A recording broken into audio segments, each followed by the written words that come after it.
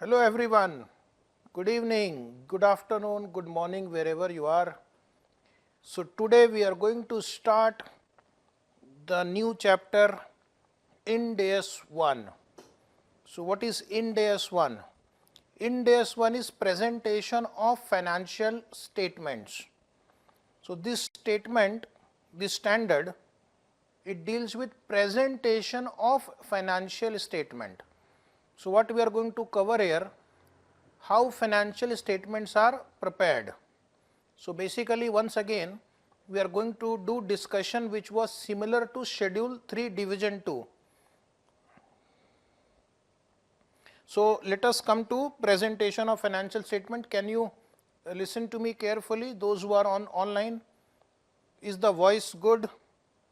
Is the audio quality good? Okay. So you will find there are some repetitions which we have studied in our schedule 3, because this also talks about the same thing, that is presentation of financial statement. तो यहाँ पर भी हमें वही देखना है जो भी आपने शेड्यूल 3 में देखा था पिछले चैप्टर में. तो पहले मैं क्या करूँगा, इंड एस 1 के कुछ इंपॉर्टेंट पॉइंट्स को आपको बताता हूँ और फिर उससे रिलेटेड कुछ हम केस स्टडीज़ और कुछ न्यूमेरिकल क्वेश्चंस डिस्कस करेंगे. बहुत ही इजी चैप्टर है, बिकॉज अगर आपने शेड्यूल 3 अच्छे से पढ़ा है तो काफ़ी चीज़ें बिल्कुल सिमिलर मिलेगी. ऑफ कोर्स यहाँ पर आपको बहुत नया चीज़ सीखने को मिलेगा. जो भी कंपनीज फाइनेंशियल स्टेटमेंट्स बनाती हैं under Ind AS, they have to prepare the financial statement as per Ind AS 1. तो फाइनेंशियल स्टेटमेंट की रिक्वायरमेंट्स क्या है, किन किन बातों का ध्यान में रखना है और प्रेजेंटेशन के क्या क्या एस्पेक्ट्स हैं, वो सब हम इस चैप्टर में दिखने वाले हैं. So let us start with our first question. What are Indian accounting standard?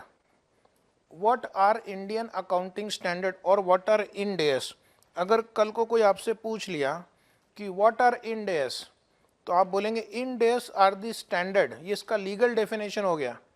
वैसे आप बोल सकते हैं Ind AS are the converged version of IFRS.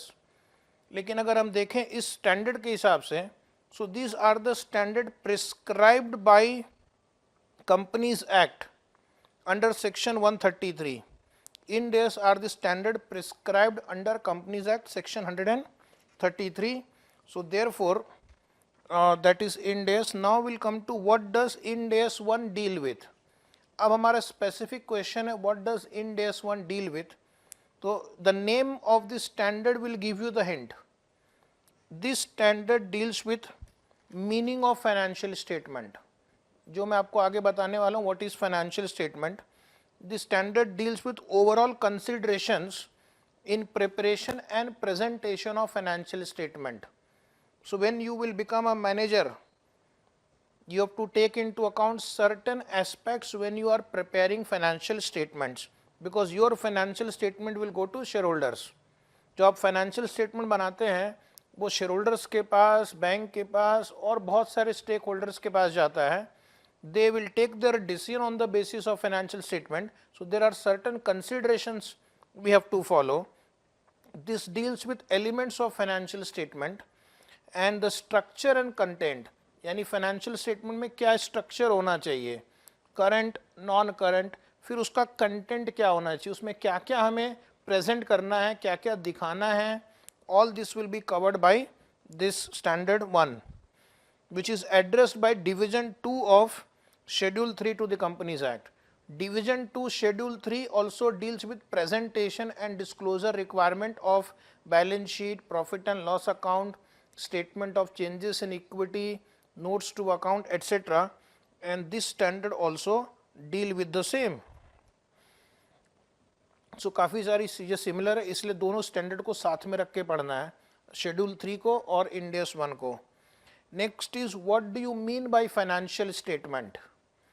What do you mean by financial statement? तो मैं आपसे कुछ क्वेश्चन पूछूंगा, आपको बोलना है कि क्या ये फाइनेंशियल स्टेटमेंट है या नहीं. यस और नो में लिखना है या बोलना है जो यहाँ बैठे हैं कि कंपनी ने एक बजट बनाया है अगले साल के लिए कि हमें ये प्रोडक्शन करना है, इतना सेल करना है, इतना फंड्स रेज करनी है. क्या ये बजट फाइनेंशियल स्टेटमेंट है? क्या ये बजट फाइनेंशियल स्टेटमेंट है? यस और नो? तो budget is not a financial statement because budget is only for internal management purpose. फिर कंपनी ने बैंक को लोन लेने के लिए एक प्रोजेक्टेड फाइनेंशियल स्टेटमेंट बनाया है 4 साल का। लोन लेने के लिए कई बार हम प्रोजेक्टेड फाइनेंशियल स्टेटमेंट बनाते हैं। क्या ये फाइनेंशियल स्टेटमेंट प्रोजेक्टेड जो हम बनाते हैं और बैंक को लोन लेने के लिए हम देते हैं, जो आप प्रोजेक्ट रिपोर्ट भी बनाते हैं ऑफिसेज में, क्या हम उनको फाइनेंशियल स्टेटमेंट बोल सकते हैं?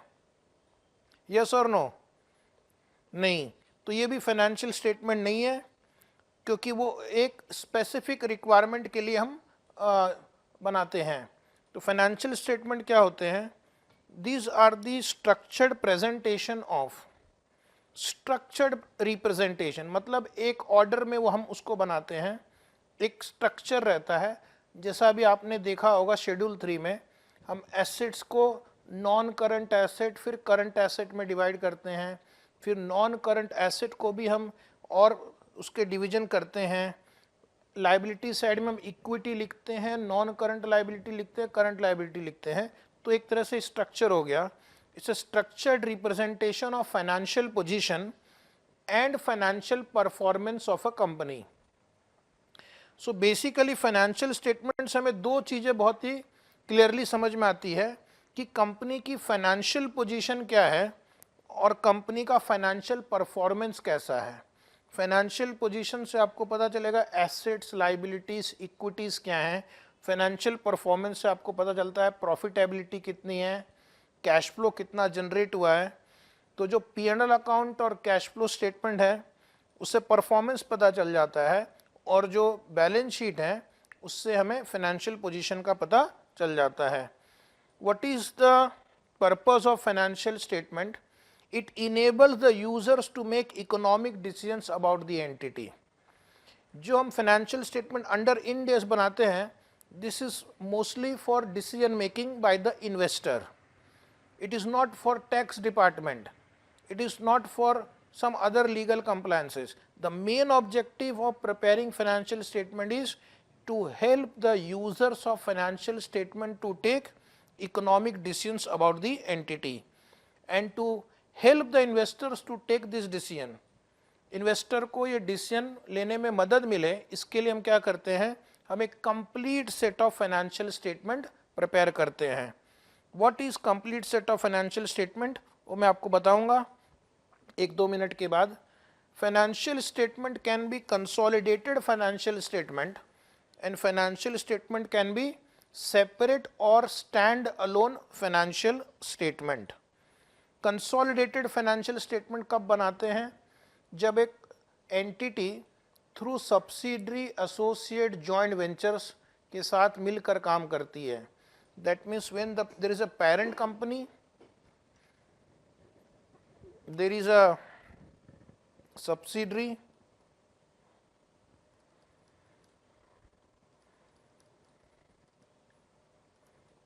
तो we prepare consolidated financial statement of these two together as if it is a single entity to know what are the total resources of the group, what is the overall performance of the group. तो इसके लिए हम बनाते हैं consolidated financial statement. लेकिन हम stand alone या separate financial statement भी बनाते हैं। It is only for the respective entity, it's only for the respective entity. तो अगर एक कंपनी ए लिमिटेड है, उसकी सब्सिडरी बी है, तो इन दोनों का फाइनेंशियल स्टेटमेंट अगर मैं मिलाकर इकट्ठा करके बनाऊं तो उसको हम बोलेंगे consolidated financial statement of A and its subsidiary B. और अगर हम सिर्फ ए या सिर्फ बी का फाइनेंशियल स्टेटमेंट बनाएंगे तो उसको हम बोलेंगे separate financial statement, separate financial statement. तो पहले एंटिटीज क्या करती है? अपना सेपरेट फाइनेंशियल स्टेटमेंट बनाती है, और उसके बाद बी का सेपरेट फाइनेंशियल स्टेटमेंट ए के पास गया, उसके बेसिस पे ए अपना कंसोलिडेटेड फाइनेंशियल स्टेटमेंट बनाती है। तो आपके सिलेबस में कंसोलिडेटेड फाइनेंशियल स्टेटमेंट का स्टैंडर्ड है 110, सेपरेट फाइनेंशियल स्टेटमेंट का स्टैंडर्ड है 27, राइट। उसके बारे में हम और चर्चा करेंगे। Financial statement should provide information about what. कोई आपसे इंटरव्यू में पूछ ले कि फाइनेंशियल स्टेटमेंट में क्या इंफॉर्मेशन रहती है, तो financial statement contains information about our asset, about our liabilities, about equity. Equity मतलब यहाँ पे share capital plus reserve and surplus, जिसको इन डेस में हम अदर इक्विटी कहते हैं। देन इनकम और cash flow etcetera.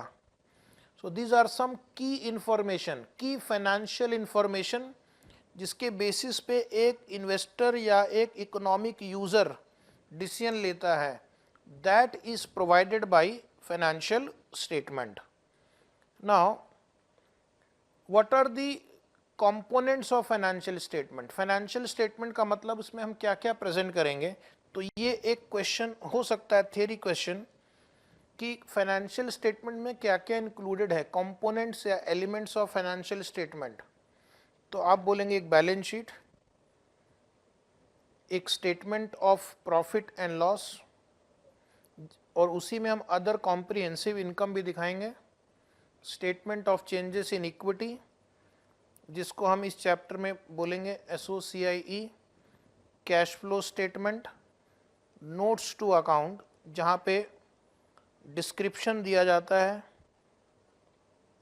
Okay, disaggregation दिया जाता है, यानी कि अगर बैलेंस शीट में मेन फिगर है तो उसका ब्रेकअप दिया जाता है, और कुछ सिचुएशंस में एडिशनल बैलेंस शीट भी दी जाती है, जो मैं आपको आगे अभी बताने वाला हूं कि एडिशनल बैलेंस शीट कब देनी पड़ती है। एडिशनल बैलेंस शीट कब देनी पड़ती है? यूजुअली आपने देखा होगा कि कंपनीज एक तो करंट ईयर का बैलेंस शीट देगी, एक प्रीवियस ईयर का बैलेंस शीट देगी, ये करंट ईयर का, प्रीवियस। लेकिन अगर कुछ सिचुएशन ऐसी हो जो इस इन डेस में लिखा है, तो कंपनी को एक और बैलेंस शीट देनी पड़ेगी। Company will have to give one more balance sheet on 1/4/2019। तो सर ये कौन सी सिचुएशन है, ये हम आपको बताएंगे अभी थोड़ी देर में, ठीक है। Financial statements are prepared by profit as well as for not profit organisation with suitable changes. तो अगर आप एक नॉन प्रॉफिट कंपनी है अंडर सेक्शन 8 और आपको भी इन डेस एप्लीकेबल है, तो आप भी फाइनेंशियल स्टेटमेंट्स प्रिपेयर करेंगे। ऑफ कोर्स उसमें कुछ चेंजेस अलाउड है, बट वो हमारे फिलहाल सिलेबस का स्कोप में नहीं है। Non profit organisation, what do you mean by general purpose financial statement, GPFS, general purpose financial statement. Budget जो है, जो कंपनी बनाती है अपने आगे के रिसोर्सेज की प्लानिंग के लिए, बिजनेस प्लानिंग के लिए, वो जनरल पर्पस नहीं है, क्योंकि वो सिर्फ मैनेजमेंट के इंटरनल यूज़ के लिए होता है। जो प्रोजेक्ट रिपोर्ट हम बैंक को सबमिट करते हैं लोन वगैरह लेने के लिए, वो जनरल पर्पस नहीं होता है, ठीक है। तो जनरल पर्पस मतलब यहाँ पर हम जो फाइनेंशियल स्टेटमेंट बनाते हैं वो इन जनरल कोई भी यूजर्स यूज़ कर सकता है। यूजर्स कैन नॉट डिमांड कि आप इसी फॉर्मेट में ये इंफॉर्मेशन मुझे प्रोवाइड करके दीजिए। अगर आप स्पेसिफिक यूज़र के हिसाब से अगर बनाने लग गए तो जनरल पर्पस नहीं है। जैसे प्रोजेक्ट रिपोर्ट में भी बैलेंस शीट होती है, P&L अकाउंट होता है, कैश फ्लो स्टेटमेंट होता है, लेकिन वो एक खास बैंक के फॉर्मेट में होता है ताकि बैंक उसको एनालाइज कर सकें। उसी तरह जो मैनेजमेंट बजट्स बनाती है, तो हो सकता है उसमें भी प्रॉफिट एंड लॉस बनता हो, कैश फ्लो बनता हो, बट वो मैनेजमेंट अपने हिसाब से बनाती है उनको डिसीजन मेकिंग के लिए। तो those are not general purpose financial statement, okay. तो जनरल पर्पस फाइनेंशियल स्टेटमेंट, जिसको यूजुअली सिर्फ फाइनेंशियल स्टेटमेंट भी हम बोलते हैं, are those intended to meet the needs of the users, which users who are not in a position to require an entity to prepare reports tailor to their particular information need, यानी investor उनके specific requirement के हिसाब से company को force नहीं कर सकती कि मुझे फाइनेंशियल स्टेटमेंट इस तरह से सिर्फ बना के दो। ये कंपनी बनाती है और इन जनरल ये कोई भी यूज़र यूज़ कर सकता है। So these are not customised, these are not customise, custom made नहीं है, टेलर मेड नहीं है, आपके स्पेसिफिक रिक्वायरमेंट के हिसाब से नहीं है। स्पेसिफिक रिक्वायरमेंट के हिसाब से जो फाइनेंशियल स्टेटमेंट बनते हैं those are not covered by Ind AS, ये सबके लिए है। नाउ एक चीज मैं बता दूं कि इस स्टैंडर्ड में कुछ कुछ जगह पे आपको रिट्रोस्पेक्टिव एडजस्टमेंट के लिए कहा गया है। रिट्रोस्पेक्टिव मतलब you have to go back पिछले सालों से। सपोज एक कंपनी 2020-21 का फाइनेंशियल स्टेटमेंट बना रही है और कोई एक एरर कमिट हुआ है 2017-18 में, एरर हो गया, तो पुराने अकाउंटिंग स्टैंडर्ड में हम क्या करते थे, इसी साल के पिनल अकाउंट में एक लाइन आइटम ऐड कर देते थे, प्रायर पीरियड एरर। लेकिन अब ऐसा नहीं करना है, आपको एरर इस साल हुआ है तो इस साल के फाइनेंशियल स्टेटमेंट में जाना है, उसको एडजस्ट करना है, फिर उसका इफेक्ट 2018-19 में कैरी करना है, फिर उसका इफेक्ट 2019-20 में कैरी करना है, फिर उसका इफेक्ट 2020-21 में। इसका मतलब है आपको 3, 4, 5, 6, 7 साल पीछे जाना पड़ सकता है, करेक्ट। उसी तरह अगर कोई company accounting policy voluntarily change करती है, वॉलंटरली, या फिर कोई accounting standard Ind AS requires that you should change accounting policy from retrospective effect, तो उस केस में हमें अर्लीस्ट पीरियड से जाकर रेक्टिफाई करना पड़ता है, अर्लीस्ट। तो अगर आपने कोई प्लांट एंड मशीनरी 10 साल पहले परचेस की हो और कुछ अकाउंटिंग पॉलिसी चेंज हो गई, तो वहाँ जाओ 10 साल 8 साल पुराना और उसको चेंज करते करते आज यहाँ पर लेकर आना है। तो अब आपको समझ में आएगा, इमीडिएटली आप रिएक्ट करेंगे कि सर ये तो बहुत ही इम्प्रैक्टिकल है, ये तो बहुत इम्प्रैक्टिकल है। अगर मुझे 8 साल 6 साल 5 साल पुराना एडजस्टमेंट करना पड़े तो ये बहुत इम्प्रैक्टिकल है। बात तो आप सही कह रहे हैं, इसीलिए स्टैंडर्ड ने आपको एक रिलैक्सेशन दिया है। Standard has provided you relaxation कि अगर इतना पीछे जाकर एडजस्ट करना पॉसिबल नहीं है तो उसको हम बोलेंगे इम्प्रैक्टिकेबल। लेकिन आपको पूरा एफर्ट लेना है, पूरी कोशिश करनी है कि आप रेट्रोस्पेक्टिव कर सकें। नहीं कर पाए because of after taking all the possible effort, then we will call that retrospective adjustment is impracticable. तो फिर जहाँ से पॉसिबल है वहाँ जाकर आपको उसको एडजस्ट करना है। तो इसलिए इन्होंने इम्प्रैक्टिकल वर्ड को पहले ही डिफाइन कर दिया, ठीक है। इम्प्रैक्टिकेबल को डिफाइन कर दिया तो यानी कोई बहाना नहीं बना सकता है। पहले आप कोशिश करो, कोशिश करने वालों की हार नहीं होती, लहरों से डरकर नौका पार नहीं होती। तो उसके बाद भी नहीं हुआ तो फिर जितना हो सके उतना करना, ठीक है। Applying a requirement is impracticable where the entity cannot apply it after making every reasonable effort to do so। यानी पहले आपको कोशिश दिखानी है कि हमने कोशिश की, कोशिश अगर सक्सेसफुल हो गई तो ठीक है। सपोज हम 2016-17 से एडजस्ट नहीं कर सकते हैं क्योंकि अब मेरे पास वो डेटा अवेलेबल नहीं है या वो डेटा हम अभी नहीं निकाल सकते हैं। आप बोलते हैं 2019-20 से पॉसिबल है, तो स्टैंडर्ड कहता है ठीक है भाई, चलो माफ़ किया, 2019-20 से आप एडजस्ट कर सकते हैं।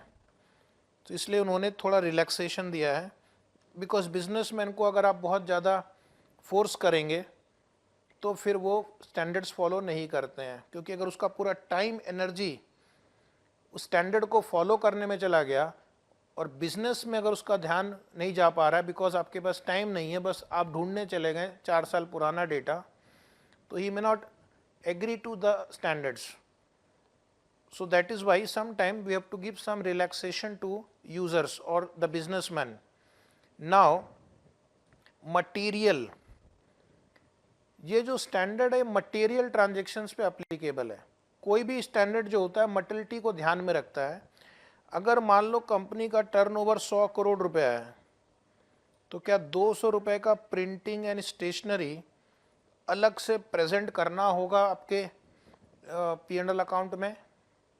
आप बोलेंगे सर क्या मजाक कर रहे, 100 करोड़ का है, 200 का प्रिंटिंग स्टेशनरी को आप अदर एक्सपेंस में डाल दो। किसी भी यूज़र का डिसीजन थोड़ी अफेक्ट होने वाला है इसकी वजह से, इज इट राइट? आप इसको अदर एक्सपेंस में डाल दो, कोई माइंड नहीं करेगा। इसलिए उन्होंने क्या किया, मटेरियल वर्ड को डिफाइन किया गया। लेकिन ये वर्ड मटेरियल जो है ये बड़ा सब्जेक्टिव है। और एक चीज़ बता दूं, मटेरियल वर्ड की जो डेफिनेशन है उन्होंने उसको अमेंड भी किया है। मटेरियल वर्ड जो था पहले और अभी में थोड़ा अमेंडमेंट हुआ है। ऑफ कोर्स द बेसिक जो उसका एसेंस है वो सेम रहता है। मटेरियल का मतलब कि ऐसा इंफॉर्मेशन जो किसी भी यूज़र को इन्फ्लुएंस कर दे, any information which can influence the decision making of the users of financial statement, such information is material. Okay, but फिर भी हम इंस्टीट्यूट का डेफिनेशन पढ़ते हैं। ये डेफिनेशन रिवाइज हुआ था मटेरियलिटी का, तो इसको आप इम्पॉर्टेंट टिक करना, बिकॉज ये एक तरह का अमेंडमेंट है। इम्पॉर्टेंट लिख दिया, important. What is material? Suppose आपसे कोई पूछ ले what is material, so information is material. Information material तब है इफ ओमिटिंग, मतलब उसको आपने दिखाया ही नहीं, मिस स्टेटिंग, गलत प्रेजेंट कर दिया, और ऑब्सक्योरिंग। ऑब्सक्योरिंग का मतलब होता है हाइडिंग, यानी आपने उसको किसी और अकाउंट हेड के अंदर उसको डाल दिया तो अलग से नहीं दिख रहा। आप बोल रहे हैं हमारी बुक्स में, लेकिन वो दिखता नहीं है। और obscuring, it could reasonably expected to influence decisions that the primary users of general purpose financial statement make on the basis of those financial statement। तो ऐसे इंफॉर्मेशन इसको ओमिट करने से, गलत तरह से प्रेजेंट करने से या हाइड करने से जो फाइनेंशियल स्टेटमेंट के प्राइमरी यूजर्स होते हैं उनका इकोनॉमिक डिसीजन अफेक्ट हो सकता है। यानी अगर आप शेयर होल्डर हैं तो आपका डिसीजन क्या है, इन्वेस्ट करना है नहीं करना है। अगर आप बैंकर हैं तो आपका डिसीजन है कि लोन देना है नहीं देना है। तो ये इन्फॉर्मेशन अगर ओमिट कर दिया जाए, गलत तरह से प्रेजेंट किया जाए या हाइड किया जाए, तो हो सकता है कि प्राइमरी यूजर्स का डिसीजन चेंज हो जाए, अफेक्ट हो जाए। Which provide financial information about a specific reporting entity. तो that is information is material. अगर उसके ओमिट होने से, हाइड करने से या मिस स्टेटमेंट करने से जो प्राइमरी यूजर्स है उनका डिसीजन चेंज हो सकता है। Materiality is a very subjective concept. Okay, ये याद रखना, मटेरियलिटी जो है ये काफ़ी सारा चीज जजमेंट पे डिपेंडेंट है। इसमें सब्जेक्टिविटी होती है। एक पर्सन के लिए कुछ मटेरियल हो सकता है, दूसरे के लिए मटेरियल नहीं हो सकता है। एक सिचुएशन में कोई चीज़ मटेरियल हो सकती है, दूसरे सिचुएशन में वो चीज़ मटेरियल नहीं हो सकती है। ओके, तो बहुत साल पहले मैं ऑडिट करने के लिए सपोज टाटा मोटर्स में जाता था। आपने नाम तो सुना ही होगा, ये कंपनी में मैं ऑडिट करने जाता था। तो यहाँ पर जो फिगर्स होते थे सेल्स के, 25 करोड़ का कोई इनवॉइस दिखता है, कोई 20 करोड़ का कोई इनवॉइस है, कोई 5 करोड़ का इनवॉइस है। एक्सपेंसेस के फिगर कोई 5 करोड़ का एक इनवॉइस दिखता था, कुछ परचेस किया, कोई 2 करोड़, कोई 1 करोड़, कोई 50 लाख, ऐसे बड़े बड़े फिगर। फिर एक मैं छोटी कंपनी में ऑडिट करने गया जिसका नाम मुझे अगर याद आ रहा है PML था। ठीक है, पूरा नाम नहीं लिखूंगा, अगर उन्होंने कभी सुन लिया तो फिर मेरे ऊपर केस करेंगे, बोलेंगे क्या हमारी मानहानि कर रहे हैं। तो शॉर्ट फॉर्म है, ढूंढ लेना कभी। तो इसको ऑडिट करने गया तो इसकी टोटल टर्नओवर ही 2 करोड़ की थी। टोटल टर्नओवर साल भर का 2 करोड़। इनका एक एक इनवॉइस 20-20, 30-30, 50 करोड़ का भी होता था, क्योंकि उनके डीलर एक साथ बड़े बड़े ऑर्डर्स देते थे। तो अब ये सोचो कि अगर मैं इस कंपनी का ऑडिट कर रहा हूँ तो मेरी मर्टिलिटी लिमिट डिफरेंट होगी। मैं यहाँ पर कोई 30 लाख 40 लाख का कोई एक्सपेंस का फिगर रहा तो उसके पीछे मैं बहुत ज़्यादा दिमाग नहीं दौड़ाऊंगा। जिस कंपनी का टोटल टर्नओवर कितना 1000 करोड़ है, प्रॉफिट कितने 1000 करोड़ है, उसमें कोई 2 लाख 5 लाख 10 लाख का फिगर मटल नहीं होता है। लेकिन अगर मैं इस कंपनी की ऑडिट कर रहा हूँ जिसका टर्नओवर ही 2 करोड़ है, तो यहाँ पे 5 लाख 10 लाख रुपए के फिगर भी मटेरियल हो जाते हैं। और ऐसा मेरे साथ हुआ है। और इंटरेस्टिंग बात है कि बैक टू बैक 2 ऑडिट मैंने किया था एक ईयर में। पहले टाटा मोटर्स का किया, उसके बाद पीएमएल का किया।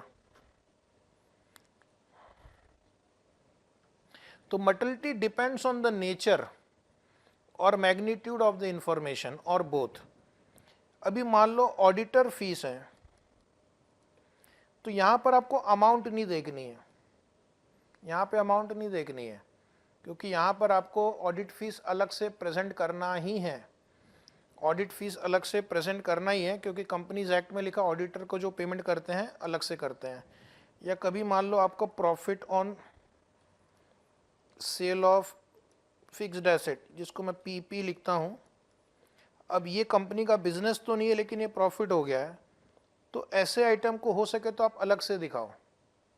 ठीक है, तो नेचर पे भी डिपेंड करता है, उसकी अमाउंट पे भी डिपेंड करता है। अब ये मान लो ये एग्जाम्पल में आपने कोई पीपी सेल किया और प्रॉफिट हुआ 10,000 रुपये,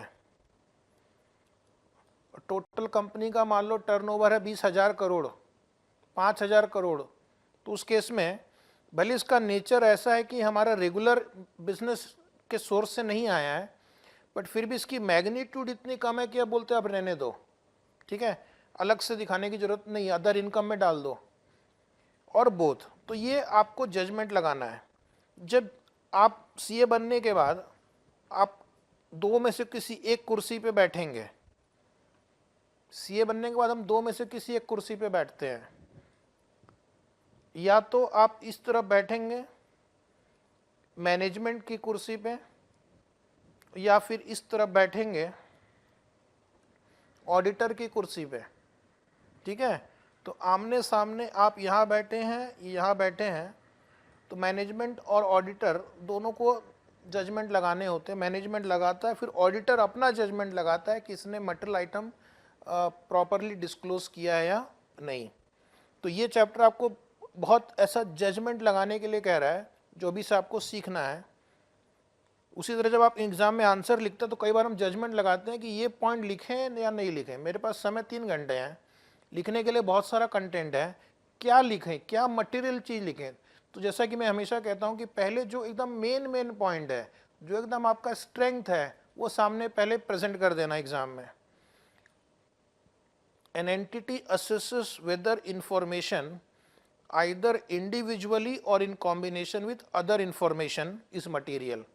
तो आपको ये भी देखना है कि अगर कुछ ट्रांजैक्शन इंडिविजुअली मटेरियल हो सकते हैं, कुछ ट्रांजैक्शन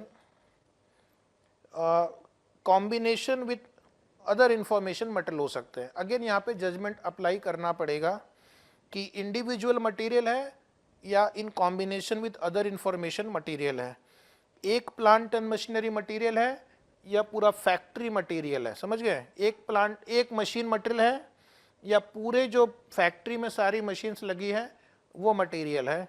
एक एग्जांपल दिया मैंने, is material in the context of the financial statement as a whole.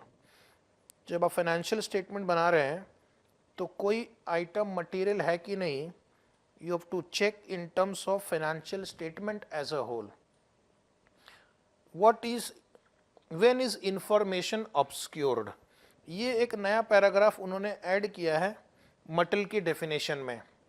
तो मैंने लिखा है आपको, कि इंफॉर्मेशन ऑब्सक्योर्ड कब है। ऑब्सक्योर्ड मतलब हिडन। जब आप बड़ी कंपनीज में ऑडिट करेंगे तो जनरली जो मैंने ऑब्जर्व किया था, क्योंकि मैंने बहुत सारी लिस्टेड कंपनीज के भी ऑडिट किए हैं, एक बहुत बड़ी फर्म में था मैं जो आज इंडिया की बिग 4 कहलाती है, तो हमने जब बहुत बड़ी बड़ी कंपनी में ऑडिट करते थे तो हम देखते थे मैनेजमेंट को इन्फॉर्मेशन को शेयर करने में पब्लिक के साथ, यानी फाइनेंशियल स्टेटमेंट में कोई बहुत ज़्यादा इंटरेस्ट नहीं रहता था।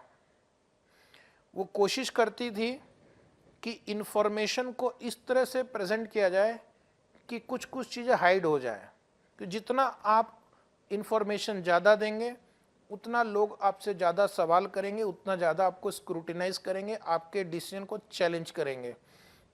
एजीएम में आके आदमी चिल्लाता है कि आपने ये क्यों किया, वो क्यों किया, ऐसा करते थे।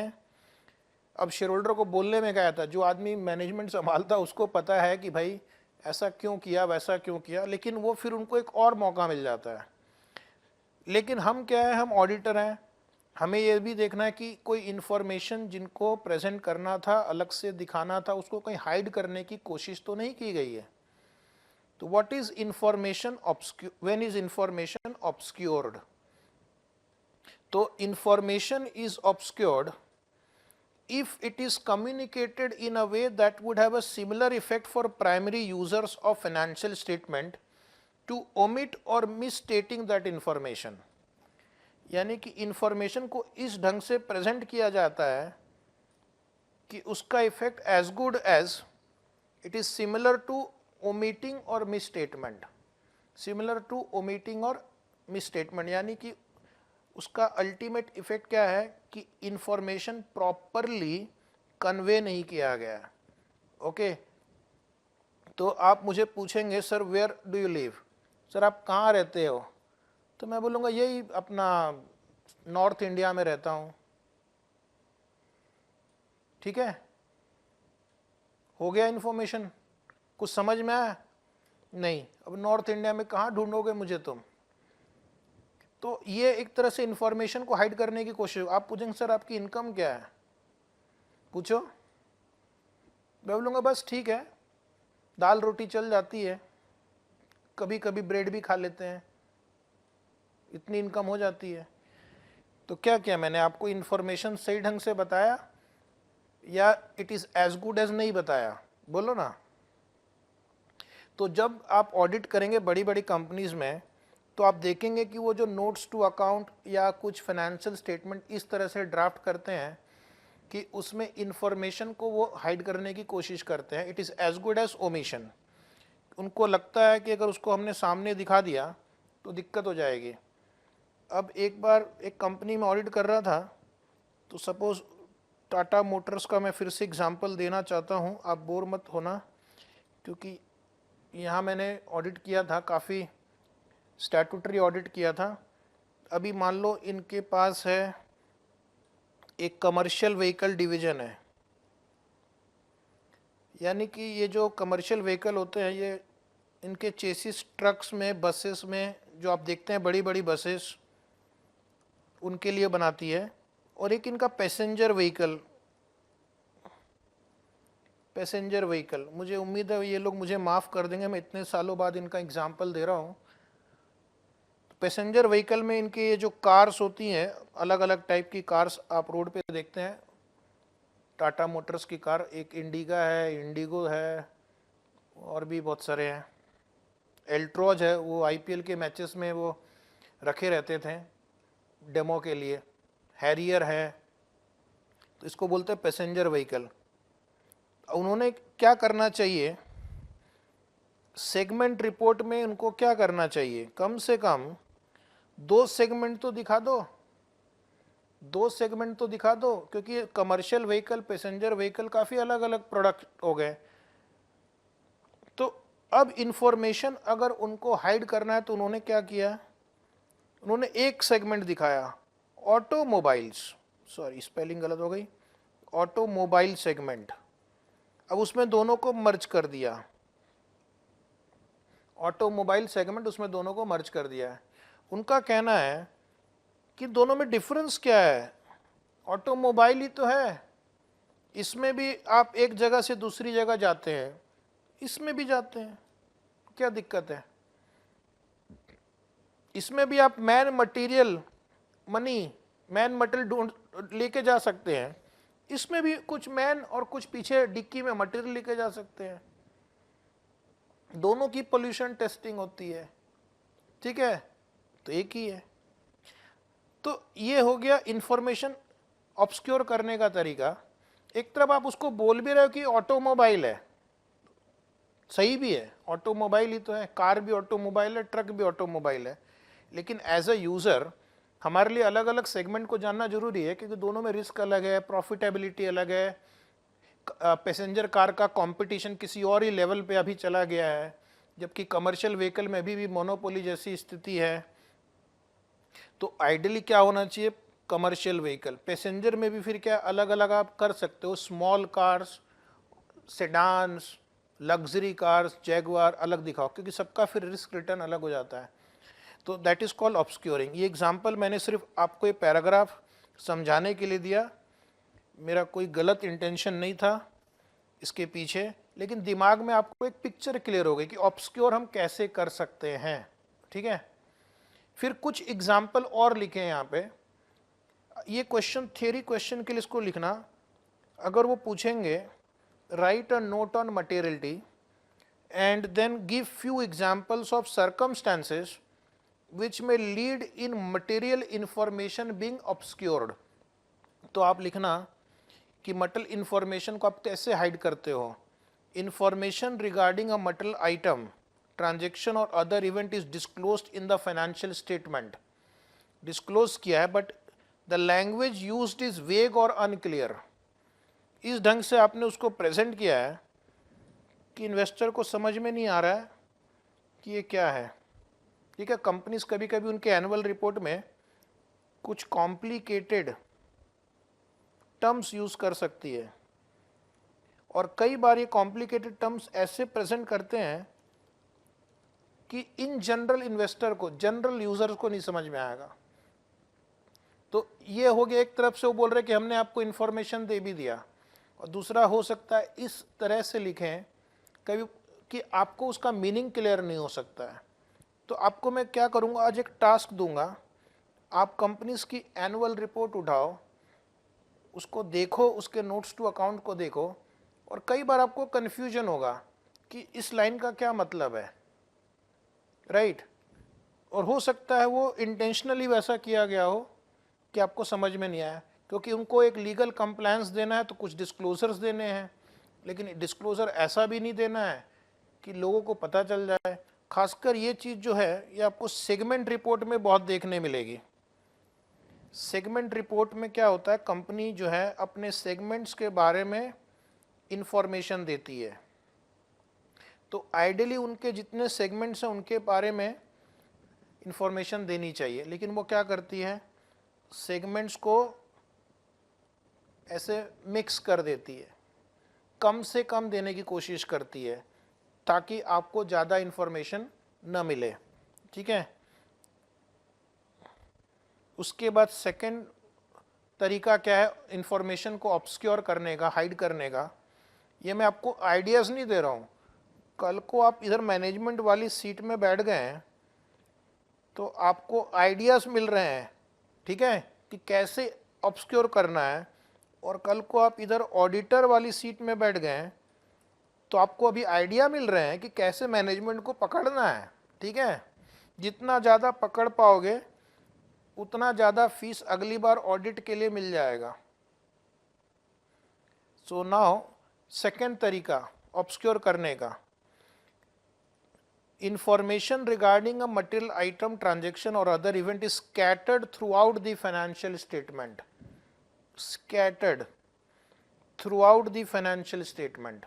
कुछ इंफॉर्मेशन आपने बैलेंस शीट में दे दी, सपोज पीपीई का कुछ इंफॉर्मेशन यहाँ दे दिया, कुछ नोट्स में दे दिया। नोट्स में भी क्या है, अलग अलग दूरी दूरी पे, एक नोट नंबर 1 में अकाउंटिंग पॉलिसी में कुछ दे दिया, फिर एक नोट नंबर 35 में कुछ दे दिया, एक नोट नंबर 39 में। तो बेचारा इन्वेस्टर को एक जगह पे इंफॉर्मेशन ही नहीं मिलती है, तो कई बार वो कंफ्यूज हो जाता है। आपका पर्पस ही वही है कि उसको होलिस्टिक इन्फॉर्मेशन एक जगह पे यहाँ पे नहीं मिले, अदरवाइज वो क्या करेगा, दिमाग लगाएगा फिर कि ऐसा होता तो क्या होता। डिसिमिलर आइटम, ट्रांजैक्शन और other events are inappropriately aggregated, ये भी आपको देखने मिलेगा। अगर आप गौर से एनुअल रिपोर्ट देखेंगे तो डिसिमिलर आइटम्स को एग्रीगेट कर देते हैं।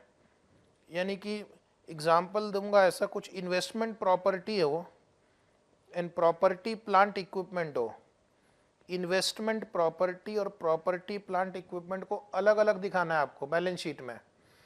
हो सकता है उसको मर्ज कर दे, उनको लगे कि ये भी प्रॉपर्टी प्लांट है, ये भी इन्वेस्टमेंट प्रॉपर्टी है, क्योंकि इन्वेस्टमेंट प्रॉपर्टी का मतलब आप इसको बिजनेस पर्पस के लिए यूज़ नहीं कर रहे हैं, रेंटल के लिए यूज़ कर रहे हैं, फ्यूचर में कैपिटल एप्रिसिएशन होगा उसके लिए यूज़ कर रहे हैं। अब शेयर होल्डर जो है वो सवाल करता है एनुअल जनरल मीटिंग में कि सर मैंने आपको इन्वेस्ट किया आपकी कंपनी में कि आप उसको बिजनेस के लिए यूज़ करो पैसों को, आपने मेमोरेंडम में लिखा है कि we are going to do this kind of business, और आप कर क्या रहे हो, आपने लैंड और बिल्डिंग खरीद के रख दिया या रेंट पे दे दिया, वो हमारा ऑब्जेक्टिव नहीं था आपका। ठीक है, तो डिसिमिलर आइटम को कई बार ऐड कर दो तो इंफॉर्मेशन हाइड हो जाएगी, और सिमिलर आइटम्स को डिसएग्रीगेट कर दो। ऐसा भी कर सकते हैं कि जो सिमिलर आइटम है उनको ऐड करना चाहिए तो हमें उसका इफेक्ट समझ में आएगा, उसको आपने अलग अलग कर दिया तो ये दिक्कत हो सकती है। सिमिलर आइटम्स, ट्रांजैक्शन और other events are inappropriately disaggregated, तो जिसको एग्रीगेट करना था उसको आपने डिसएग्रीगेट कर दिया। अब जैसे मान लो एक और एग्जांपल देता हूँ सेगमेंट रिपोर्ट का। अभी सेगमेंट रिपोर्ट में उन्होंने कहा है कि सिमिलर आइटम्स को आप एग्रीगेट कर सकते हो। जैसे मान लो आप सोप्स बेचते हो, डिटर्जेंट है, क्रीम है, ठीक है, लोशन है। अब ये है तो सब एक ही पर्सनल केयर प्रोडक्ट, तो इफेक्टिवली क्या है कि मैं एज एन इन्वेस्टर, मेरे को इंडिविजुअली इनमें इतना इंटरेस्ट नहीं होगा, इनको मैं एज एन इन्वेस्टर क्यों एनालिसिस कर रहा हूँ, वो तो मैनेजमेंट का काम है। लेकिन उन्होंने क्या किया, सेगमेंट रिपोर्ट में सब डाल दिया, तो मैं समझने की जगह में और कंफ्यूज हो जाता हूँ कई बार। That is called similar items. Ind AS 108 बोलता है इन सबको मर्ज कर दो, नहीं जरूरत है इतना डिटेल करने की भी। बहुत ज़्यादा डिटेल देने से क्या होता है, आदमी कंफ्यूज हो जाता है। ठीक है, किसी को भी कंफ्यूज करना हो तो उसका एक लाइन का सवाल का जवाब 20 लाइन में देना है। ठीक है, वो समझ ही नहीं पाएगा कि आपके सवाल का जवाब क्या था। तो यही काम है। कई बार unnecessary information, notes to account में इतना लंबे लंबे पैराग्राफ लिखो, इतने भारी भरकम शब्द यूज करो कि आदमी जो है कंफ्यूज हो जाएगा। In general, of course there are specialist who read those, understand, but in general people might get confused. Next is the understandability of the financial statement is reduced as a result of material information being hidden by immaterial information to the extent that primary user is unable to determine what is material. ठीक है, if you can't give them material information, then you give them so much of information कि material और immaterial के बीच में distinction करना उसके लिए मुश्किल हो जाए। ठीक है, तो अभी आप कभी कोशिश करके एनुअल रिपोर्ट पढ़ने की कोशिश करो। इतना सारा वो इन्फॉर्मेशन वहाँ पे वो कई बार देते हैं कुछ कुछ कंपनीज जानबूझकर, कि आप पता नहीं कर पाएंगे इसमें मटेरियल क्या है और इमटेरियल क्या है। Okay, too much of information, overload. Then एक पैराग्राफ में पढ़ता हूँ आपके लिए, डेफिनेशन वाला, बहुत जल्दी से पढ़ेंगे, आगे काम आएगा। एक चीज़ और बता दूं कि ये पूरा चैप्टर्स लिंक्ड है, तो जैसे जैसे एक एक पैराग्राफ आगे जाते जाएगा इसका टर्म अगले पैराग्राफ में आगे यूज़ होगा। ठीक है, और ये चैप्टर वापस अगेन आगे के बहुत सारे चैप्टर्स के लिए इम्पॉर्टेंट है, क्योंकि प्रेजेंटेशन कैसे करना है यहाँ पे दिया गया है। तो आप मुझे बताओ कि आपने नोट्स वर्ड पहले कभी सुना है? Notes, notes to account. हम बैलेंस शीट में, पी&एल अकाउंट में, कैश फ्लो स्टेटमेंट में न्यूमेरिकल इंफॉर्मेशन लिख देते हैं। कई सारी चीज़ें यहाँ पे नहीं आती है, कई सारी चीज़ें बैलेंस शीट में एक सिंगल फिगर दिखता है, जैसे अदर इक्विटी या फिर मान लो इन्वेंट्री, डेटर, तो उसका हमें ब्रेकअप देना पड़ता है as required by Ind AS और बाय द लॉ। उसके बाद कई कई जगह हमें नैरेटिव इंफॉर्मेशन, जैसे अकाउंटिंग पॉलिसी में हमें सिर्फ लिखना होता है कंपनी की पॉलिसी क्या थी, कंपनी इस एरिया में क्या करती है, रिलेटेड पार्टी इंफॉर्मेशन देना पड़ता है जो बैलेंस शीट में नहीं है, डिस्क्लोजर्स देने पड़ते हैं स्टैंडर्ड्स में जो बैलेंस शीट पी&एल अकाउंट में नहीं है। तो उसके लिए सारा इंफॉर्मेशन कहाँ दिया जाता है? नोट्स में। So notes contain information in addition to that presented in the balance sheet, statement of profit or loss and statement of cash flow। तो जो इंफॉर्मेशन balance sheet, P and L account, cash flow statement में नहीं है वो notes में दिए जाते हैं। उसके अलावा notes provide narrative description, like for example accounting policy, then disaggregation of items presented in दो स्टेटमेंट। बैलेंस शीट में क्या लिखते हैं हम? एक फिगर, प्रॉपर्टी प्लांट इक्विपमेंट। अभी आपने शेड्यूल 3 का क्वेश्चन सॉल्व किया, लेकिन प्रॉपर्टी प्लांट इक्विपमेंट में बहुत सारे एसेट हैं, उनकी ओपनिंग वैल्यू क्या थी, एडिशन क्या हुआ, सेल क्या हुआ, क्लोजिंग बैलेंस क्या है, डेप्रीशिएशन क्या है, नेट ब्लॉक क्या है, ये सारा इन्फॉर्मेशन वहाँ देना पड़ता है। बैलेंस शीट में लिख देते हैं इन्वेंट्री, फिर इन्वेंट्री के अंदर रॉ मटेरियल कितना है, WIP कितना है, फिनिश गुड्स कितना है, कोई और इन्वेंट्री कितना है, उसका डिसएग्रीगेशन वहाँ देते हैं। बैलेंस शीट में लिख देते हैं डेटर्स या ट्रेड रिसीवेबल। अब ट्रेड रिसीवेबल में गुड कितने हैं, और जहाँ पर आपका क्रेडिट रिस्क है, जो इम्पेयर हो गए हैं, उन पे जो हमने प्रोविजन फॉर बैड डेट किया है या अलाउंस फॉर बैड डेट किया है, वो कहाँ देंगे? वो हम नोट्स में देंगे। और उसके अलावा बहुत सारे और इन्फॉर्मेशन देते हैं जो हमने ऊपर कहीं नहीं दिया है। जैसे फॉर एग्जांपल रिलेटेड पार्टी आपको डिस्क्लोजर लगता है, कौन सा स्टैंडर्ड है बोलो? Ind AS 24। बहुत सारे स्टैंडर्ड्स में हमें डिस्क्लोजर्स देने पड़ते हैं, लगभग सारे स्टैंडर्ड में डिस्क्लोजर्स रहते हैं, वो सब यहाँ पर आ जाते हैं। तो notes to account is also a part of financial statement, यानी कंपनी को नोट्स में भी हर वो इंफॉर्मेशन देना जरूरी है which is required by Ind AS और बाय द लॉ। अगर नहीं देंगे तो इसका मतलब है उनकी financial statement Ind AS compliant नहीं है। तो management can not say that our financial statement is Ind AS compliant. अगला जो डेफिनेशन है वो अदर कॉम्प्रिहेंसिव इनकम का है, OCI।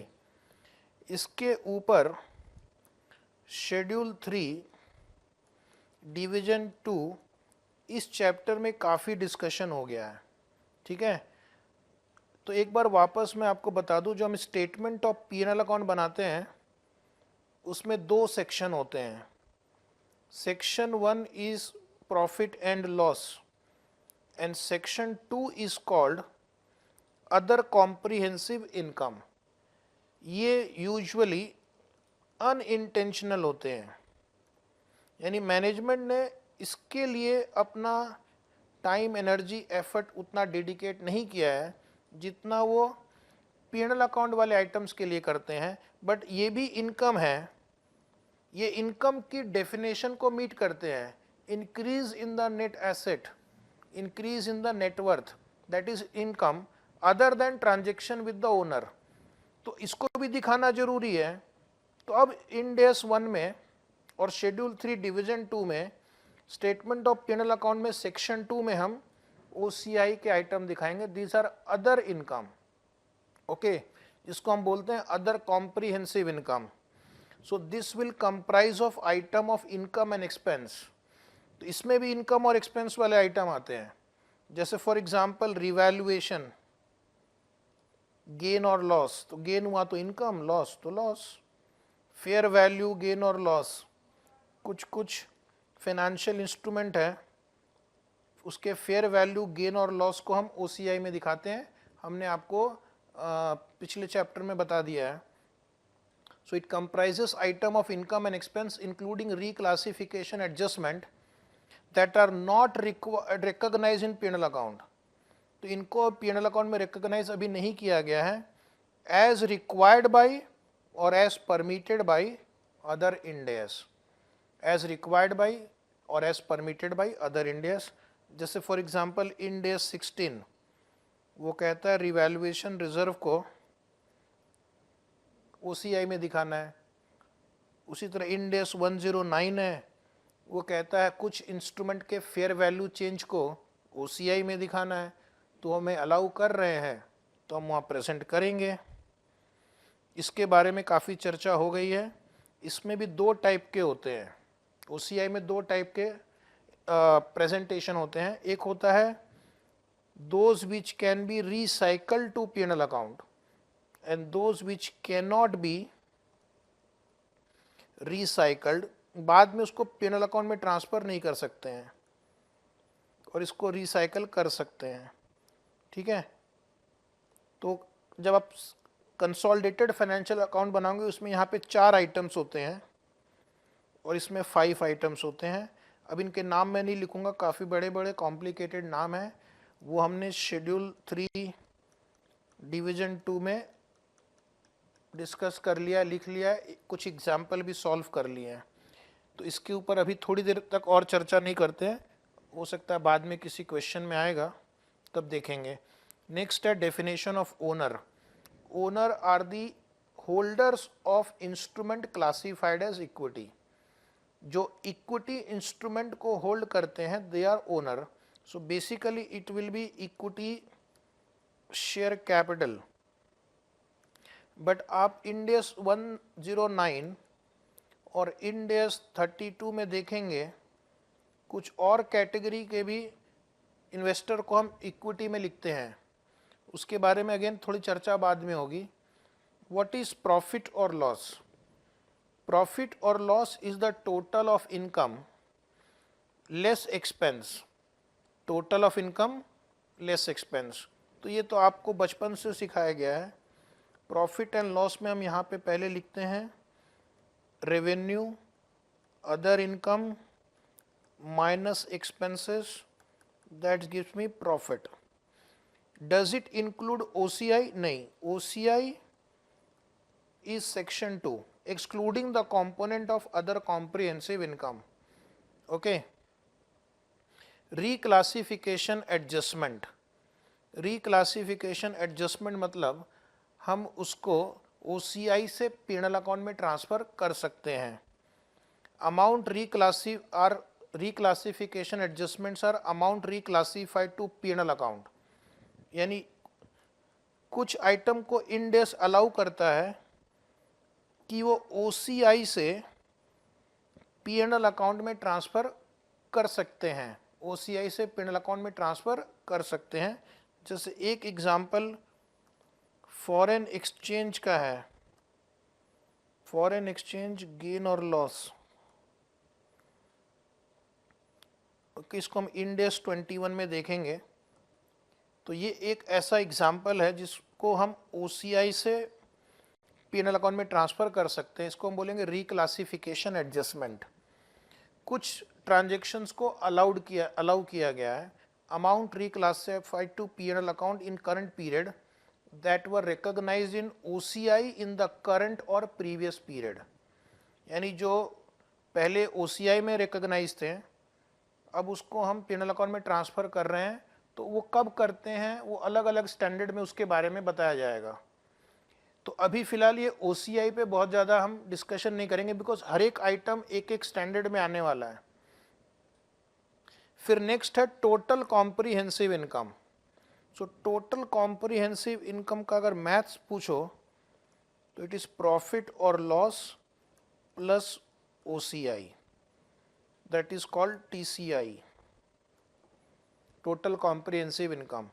Change in equity during a period resulting from transaction and other events other than those changes resulting from transaction with owners in their capacity as owner. तो काफ़ी भारी भरकम definition है. लेकिन इसका मतलब है एक तो जो आपको प्रॉफिट या लॉस हुआ और एक जो OCI हुआ, अदर कॉम्प्रिहेंसिव इनकम, तो दैट इंक्रीजेस द इक्विटी। अगर आप शेयर इशू करेंगे that will not increase the equity because that is a transaction with owner. Dividend paid is not a part of total comprehensive income because that is a transaction with owner. तो यहाँ पर increase in equity और change in equity but not due to transaction with owner. अगर आपने share issue करके capital बढ़ाया तो क्या बात हुई, उसी का पैसा है। लेकिन अगर आपने प्रॉफिट कमाया तो यस, यहाँ पे शेयर होल्डर को खुशी होगी क्योंकि उसने कुछ कैपिटल नहीं दिया बट उसका इक्विटी बढ़ गया। एक क्वेश्चन का जवाब शायद हमने ऑलरेडी दे दिया है, एक बार फिर से। What comprises a complete set of financial statement. तो यहाँ पर complete set of financial statement में क्या क्या होते हैं, अगर ये थियरी क्वेश्चन आ गया या आपसे इंटरव्यू में पूछ लिया तो स्टूडेंट जनरली या तो दो बोलता है, बैलेंस शीट, P&L अकाउंट, कुछ महारथी कैश फ्लो स्टेटमेंट भी बोलते हैं, और अगर ज़्यादा ज्ञानी हो तो नोट्स भी बोल देता है। ठीक है, तो अगर आपसे अब कोई पूछे कि what comprise complete set of financial statement, तो आपको पहला बोलना है balance sheet as at the end of the period, statement of profit and loss for the period. इन दोनों में क्या डिफरेंस है, ये एक पर्टिकुलर डे का होता है एंड ऑफ द पीरियड, ये एक पर्टिकुलर पीरियड का होता है। तो क्वार्टरली हो सकता है, अगर कंपनी क्वार्टरली रिपोर्ट्स बनाती है, इंडिया में लिस्टेड कंपनी क्वार्टरली रिपोर्ट्स बनाती है, या एक पीरियड का, एक एनुअल हो सकता है, हाफ ईयरली हो सकता है। उसी तरह statement of changes in equity है, that is also for the period. वो एक पीरियड का होता है, उसमें हम दिखाते हैं कि इस साल शेयर कितने इशू हुए हैं, डिविडेंड कितना दिया गया, प्रॉफिट कितना हुआ। Statement of cash flow, it is also for the period, ये भी एक पर्टिकुलर पीरियड की स्टोरी बताता है। एंड नोट्स, तो इन नोट्स भी आपको बोलना है। नोट्स में हम क्या दिखाते हैं, a summary of accounting policies and other explanatory information. And one more thing, wait, but ये हर बार नहीं होता है, additional balance sheet, a balance sheet at the beginning of the earliest comparative period। ये मैंने थोड़ी देर पहले बताया था कि कुछ सिचुएशन में कंपनी को एक एडिशनल बैलेंस शीट देनी पड़ती है at the beginning of the earliest comparative period. Earliest comparative period का मतलब, अगर मेरी करंट ईयर की बैलेंस शीट का डेट है 31/12/22, तो कंपैरेटिव बैलेंस शीट का डेट होगा 31/12/2021 और इसका बिगिनिंग पीरियड होगा 1 जनवरी 2021। तो आपको ये एक्स्ट्रा बैलेंस शीट देनी होगी, सिर्फ balance sheet, P&L account extra नहीं देना है, कैश फ्लो स्टेटमेंट एक्स्ट्रा नहीं देना है। ओके, तो इसको हम बोलते हैं एडिशनल बैलेंस शीट। कंपैरिजन के लिए या अंडरस्टैंडिंग के लिए बहुत अच्छा रहता है। तो एडिशनल बैलेंस शीट कब देनी है, अगर ये थ्योरी क्वेश्चन आपसे पूछे कोई, या एग्ज़ाम में पूछे, या आपके इंटरव्यू में पूछे कि आप तो फाइनेंशियल रिपोर्टिंग पास करके आए हो, ज़रा बताओ कंपनी को एडिशनल बैलेंस शीट कब देनी पड़ सकती है, तो आपको बोलना है कि अगर कंपनी ने कोई अकाउंटिंग पॉलिसी रिट्रोस्पेक्टिवली चेंज किया है, रिट्रोस्पेक्टिवली। ठीक है, तो हर एक स्टैंडर्ड में आप जब जाओगे तो वहाँ लिखा हुआ है कि कौन सी पॉलिसी को रिट्रोस्पेक्टिवली चेंज करना है, किसको प्रोस्पेक्टिवली करना है।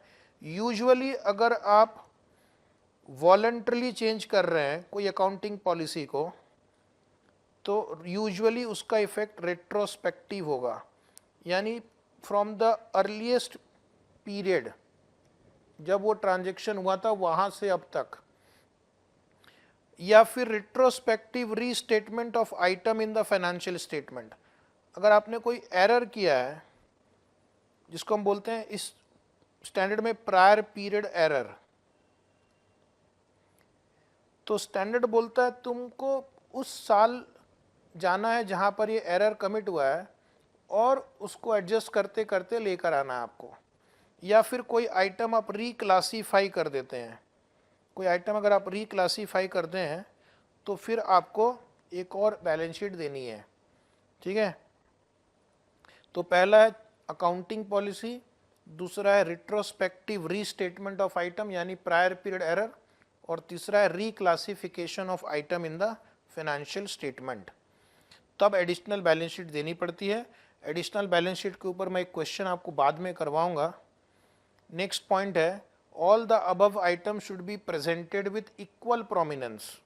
एक जनरल इंफॉर्मेशन है कि जब भी आप कुछ प्रेजेंट करोगे प्रैक्टिकली तो इक्वल प्रोमिनेंस का मतलब है कि जैसे आपने सेल्स लिखा ऐसे बड़े बड़े फॉन्ट में 200 करोड़ और नीचे यहाँ पे लॉस आ गया तो आपने ऐसे लिख दिया -20 करोड़ ताकि लोगों को दिखे ही नहीं।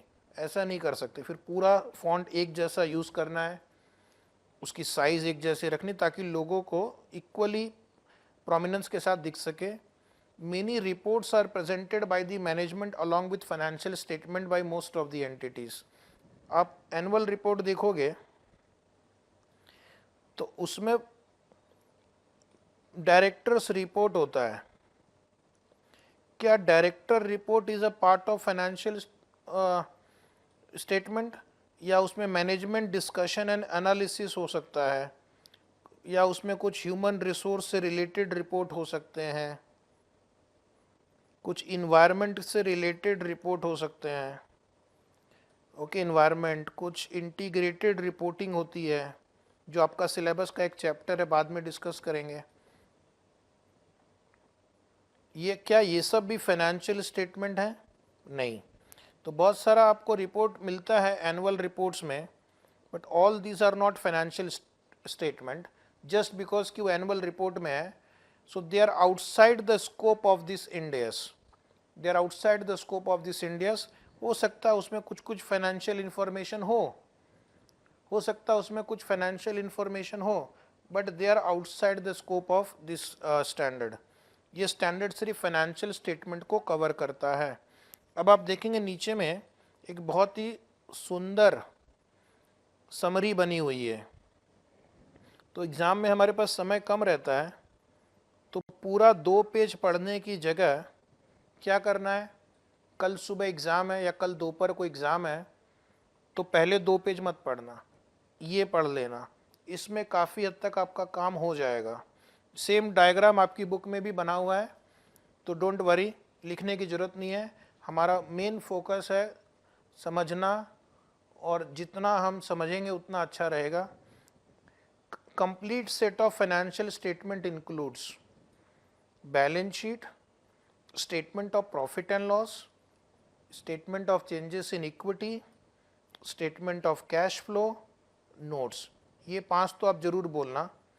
Notes will comprise significant accounting policy and other explanatory information. तो देखा, सब कुछ आ गया। बैलेंस शीट बनेगा eight the end of the period, statement of P&L account, SOCIE and cash flow statement, ये बनेगा for the period. Okay, balance sheet में क्या करना है, of the preceding period comparative information for all the amount reported in the current financial statement। तो एक comparative balance sheet भी देनी है, और उसी तरह से statement of P&L account, SOCIE और कैश फ्लो स्टेटमेंट का भी एक कंपैरेटिव प्रीवियस ईयर का देना है। लेकिन एक एडिशनल बैलेंस शीट आपको देनी पड़ सकती है at the beginning of the preceding period. कब? अगर कोई company accounting policy retrospectively change करती है और there is a retrospective restatement of item और there is a reclassification of an item in financial statement. Notes में क्या क्या देना है आपको, comparative information for narrative, descriptive information shall be given and if it is relevant for understanding the current period's financial statement. तो जितना आप detail में नोट्स दे सकते हैं। ऑफ कोर्स मटेरियलिटी का ध्यान रखना है, ऑब्सक्योर नहीं करना है जिससे यूज़र को फ़ायदा हो, और जो इंड एस में रिक्वायर्ड हो, जो लॉ में रिक्वायर्ड हो, वो इंफॉर्मेशन नोट्स में देना है. So that is our basic discussion of what is financial statement. अब अगली बार नेक्स्ट लेक्चर में हम purpose of financial statement, presentation aspects देखेंगे. So till then, goodbye, good day, good night, all the best. Thank you.